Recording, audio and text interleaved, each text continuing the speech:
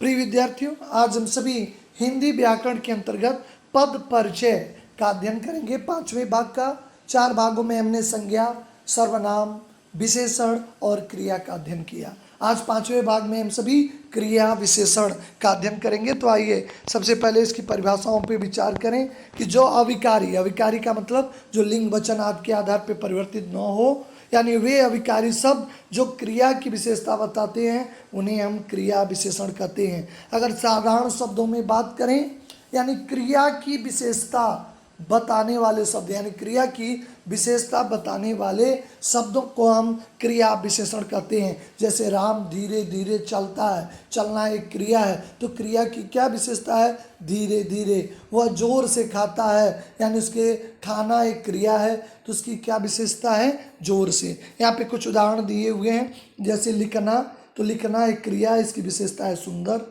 दौड़ना एक क्रिया है, लेकिन इसकी विशेषता है तेज। यानी ये शब्द आपके सब क्रिया विशेषण के हो गए, ये यानी जितना भी है, क्योंकि बाकी भाग आपका क्रिया का हो गया। मीठा गाना, रात भर पढ़ना, आगे चलना, थोड़ा हंसना। हंसना क्रिया है, लेकिन थोड़ा क्रिया विशेषण।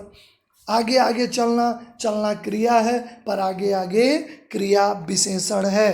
अचानक गिरना, सडनली फॉल, ये भी आपका जो अचानक, ये शब्द आपके जो क्रिया विशेषण के हैं। कुछ क्रिया विशेषण शब्द अभी, रात भर, बिल्कुल, चौंक कर, आर पार, आस पास, तत्काल, पश्चात, अवश्य, जल्दी जल्दी, प्रतिदिन, जो अपने हमने देखा, ये सब क्रिया विशेषण के शब्द थे। क्रिया विशेषण के भेदों की बात करें,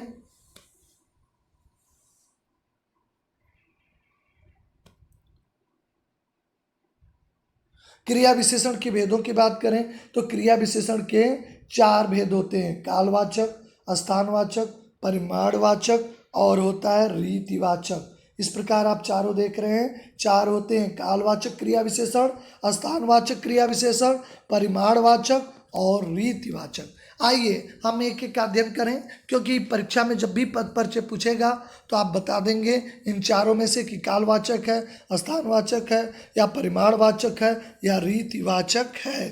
पहले हम देखेंगे कालवाचक विशेषण, जिनके कुछ उदाहरण हैं। जैसे वो प्रतिदिन व्यायाम करता है, वह रोज पढ़ता है, यानी यहाँ पे प्रतिदिन और रोज ये समय को बताते हैं, यानी काल को बताते हैं। अगर इनकी परिभाषाओं को पे विचार करें तो जो क्रिया विशेषण शब्द क्रिया के होने की समय की सूचना देते हैं, जब आपको टाइम का पता चल जाए तो समझ जाइए अगर वो विशेषण के शब्द हैं, वह जो है विशेषता बताने वाले शब्द हैं, यानी क्रिया की विशेषता बताने वाले शब्द हैं, लेकिन समय की सूचना देते हैं, वे कालवाचक क्रिया विशेषण होते हैं। जैसे टाइमिंग, दिन भर, रोज, अभी, सदैव, कल, ये सभी टाइम को बता रहे हैं। कुछ कालवाचक का उदाहरण यहाँ पे है, जैसे बाद, आने वाला कल, बीता कल, आज, परसों, शीघ्र, जल्दी, ये सब टाइमिंग को बताने वाले शब्द हैं। पूर्व से, देर से, पूर्व से, रोज, पहले से, सदैव,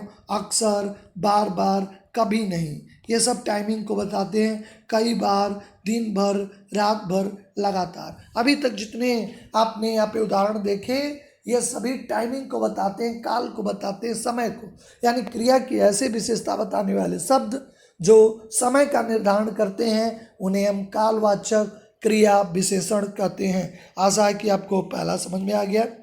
इसके भी कुछ भेद होते हैं, देख लें। आपके काल संबंधित, इसे आपको बता दें कि जब भी आपका आ जाए तो इसके भेद को लिखने की आवश्यकता नहीं है कि काल संबंधी है, कि अवधि है, कि बारंबारता है। बस आप लिख दें कि ये केवल कालवाचक क्रिया विशेषण है। जैसे वह प्रतिदिन आम खाता है, यहाँ पे आप लिख दें कि आम खाता है, लेकिन वो प्रतिदिन खाता है, तो ये आपका क्या हो गया? ये, या रोज रोज खाता है, तो रोज रोज खाता है, यानी खाना क्रिया के पहले इसका विशेषण आया है, तो रोज रोज, हम चूंकि ये कालवाचक है इसलिए हम इसे कह देंगे कालवाचक क्रिया विशेषण है। जैसे अपने पद परिचय में लिखेंगे, तुरंत ही इसे सही माना जाएगा और आपको पूरा अंक का मूल्यांकन होगा। काल संबंधी, आज, कल, तब, सायं, परसों, ये काल है। एक अवधि होती है, सदैव, सुबह, शाम, दिन भर, रात भर, ये अवधि एक पीरियड की बात होती है। बारंबारता यानी जो कई बार दोहराने वाली चीज़ें, जैसे बार बार, कई बार, प्रतिदिन, ये बारंबारता है। यानी तीन होते हैं, काल संबंधी, अवधि संबंधी और आपके बारंबारता संबंधी। आइए हम सभी दूसरे क्रिया विशेषण की विवेचना करें। स्थानवाचक क्रिया विशेषण। दूसरा स्थानवाचक, देखिए कुछ उदाहरण है। ऊपर जाओ, पतंग जाकर उड़ाओ, रीना बाहर बैठी, इसमें ऊपर, बाहर, कोई न कोई स्थान है, जैसा इसका नाम है स्थानवाचक। यानी ऐसे क्रिया विशेषण जो स्थान या दिशा की सूचना देते हैं, जो स्थान या दिशा की सूचना देते हैं, ऐसे क्रिया विशेषण को हम स्थानवाचक क्रिया विशेषण कहते हैं। कुछ उदाहरण हैं, जैसे ऊपर, ये भी स्थान है, नीचे, ये भी आपके स्थान है, बाहर, अंदर, देश के बाहर, आर पार, सामने, पीछे, पिछला, के अलावा, सब मध्य, मध्य, जिधर, उधर, दाहिनी, बाएं, सब स्थान को बताते हैं। पास, दूर, भीतर, ये आपके स्थान के लिए। इसके भी कुछ भेद हैं, लेकिन इसे आपको लिखना नहीं है पद परिचय में, केवल जानकारी के लिए है, आप इसके बारे में जानते रहें। जैसे स्थितिवाचक, यहाँ वहाँ, ये स्थिति को बताता है। तो स्थितिवाचक, दिशावाचक, ऊपर, जिधर, ऊपर, ये किसी न किसी दिशा को बताता है, लेकिन संबंधित किससे है? स्थानवाचक। कोई कोई विस्तार बताता है, यहाँ से वहाँ, ये भी स्थान बताता है कि कोई वस्तु यहाँ से वहाँ रख दो, लेकिन ये कौन सा विशेषण हो जाएगा? स्थानवाचक हो जाएगा। लेकिन ये विस्तार है, यानी चीज़ों को विस्तार किया जा रहा है, वाइड किया जा रहा है, तो ये आपका हो गया स्थानवाचक। चलिए हम तीसरी की ओर बढ़ते हैं। तीसरा क्रिया विशेषण है परिमाणवाचक। यहाँ पे कंफ्यूज नहीं होना है, कई बच्चे कंफ्यूज हो जाते हैं। परिणाम और परिणाम में अंतर होता है। परिणाम का अर्थ होता है निष्कर्ष या रिजल्ट, लेकिन इसका अर्थ होता है, आपको बता दें, ये नाप तोल की बात होती है, नापने की, मेजरमेंट की बात होती है। इसलिए दोनों में आप अंतर ज़रूर रखेंगे, नहीं तो कंफ्यूज हो जाएगा। परिणाम और परिमाण में, परिमाण का अर्थ होता है मेजरमेंट।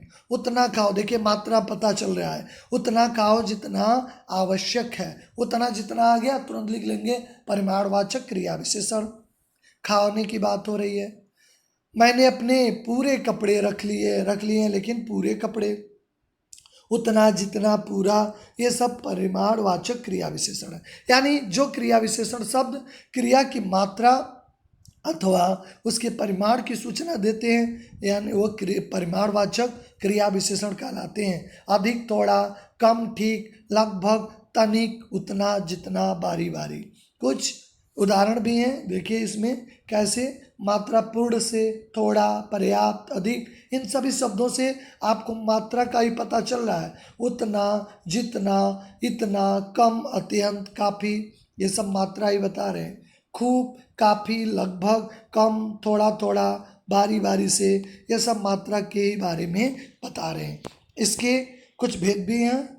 न्यूनतावाचक, यानी से कम का पता चलता है, जैसे थोड़ा, जरा, अधिक। अधिकतावाचक, इससे अधिकता का पता चलता है, अति, ज़्यादा, अत्यंत इत्यादि। पर्याप्तवाचक, यानी इससे सफिशिएंट का पता चलता है, जैसे पर्याप्त है, काफ़ी है, यानी सफिशिएंट है। तुलना, कंपैरिजन करते हैं, जितना, कितना, उतना, श्रेणी, उसे यानी बारी बारी, थोड़ा, उसका क्लासिफिकेशन कर देते हैं, वह श्रेणीवाचक हो जाता है। चौथा आपका है रीतिवाचक। देखिए बच्चा एक चिल्ला उठा, बच्चा का काम ही, यानी रीत का अर्थ होता है जो नियम, यानी कोई ढंग, कोई तरीका। बच्चों का रोना ही ढंग है, चिल्लाना। रोशनी, अचानक छत गिरना भी एक स्वभाव है। यानी रीत का अर्थ क्या होता है? जो नियम, जो रीत का नियम मतलब कायदे, तरीके जो घटित होते हैं, यानी किसी न किसी तरीके का पता चले, नियम का पता चले, वो रीत का पता चले, ढंग का, जैसे चलना या गाना या कोई कार्य करने का जो रीति है, जो स्वभावतः है, तरीका है, यानी रीत के विषय में अगर कोई सूचना मिले तो उसे हम रीतिवाचक क्रिया विशेषण कहते हैं। जैसे रीत क्या है? अवश्य है, सच है, धीरे से है, जल्दी है, बिल्कुल, कैसे, कभी नहीं, अक्सर, तेज, मत। कोई तेज दौड़ता है, किसी का दौड़ने का रीति क्या है? ढंग, रीत का अर्थ है ढंग या तरीका।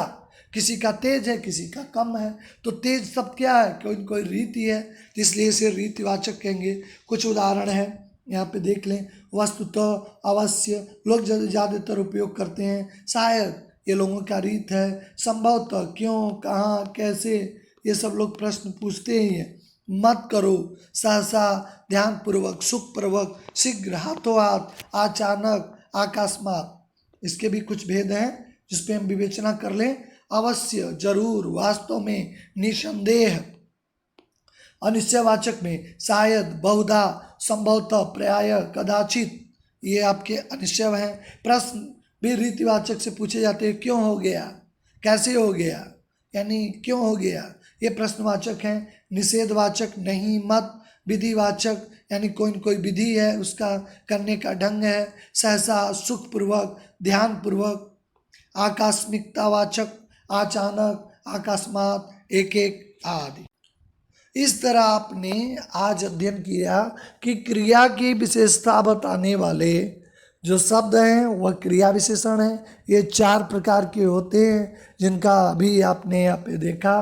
कालवाचक, स्थानवाचक, परिमाणवाचक और रीतिवाचक। इसके कुछ भेद हैं, लेकिन उसको आप जानकारी के लिए परीक्षा में जब भी पद परिचय पूछे आप केवल लिख देंगे ये कालवाचक है या स्थानवाचक है, परिमाणवाचक है या रीतिवाचक है। जैसे ही आप पहचान लेंगे, उतना खाओ जितना पचा सको, तुरंत समझ जाएंगे ये मात्रा की बात है और खाने की बात है, इसलिए क्रिया के पूर्व लग रहा है, ये क्रिया विशेषण होगा। लेकिन कौन सा, ये परिमाणवाचक होगा। चलिए इसका अभ्यास भी हम सभी करेंगे पद परिचय का जब पूरा पढ़ लें। अब तो केवल 90 की तरफ हम लोग बढ़ चुके हैं अभिकारी। अब 3 है समुच्चय से लेकर विस्मयादि तक, जिसके अध्ययन को करने के बाद हम सभी इस पे अभ्यास करेंगे ताकि ये परीक्षा में 4 अंकों का है और हम लोग बेहतर ढंग से इसे कर लें। चलिए आप सभी का धन्यवाद। फिर नेक्स्ट वीडियो में आपसे मुलाकात होती है।